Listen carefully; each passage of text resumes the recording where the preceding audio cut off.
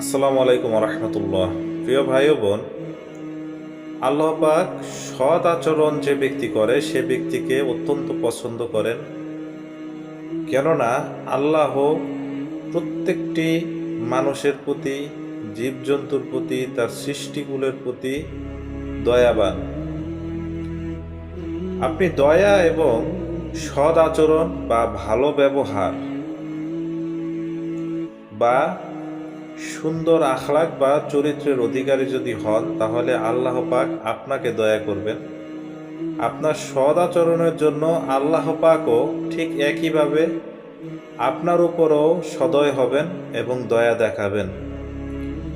যে কোনো প্রাণীর প্রতি যদি আপনি দয়া দেখান, তাহলে সে প্রাণীর স্রষ্টা মহান আল্লাহ রব্বুল আলামিন আপনাদেরকেও দয়া করবেন, আপনাদেরকেও বড় বড় বিপদ থেকে বাঁচাবেন।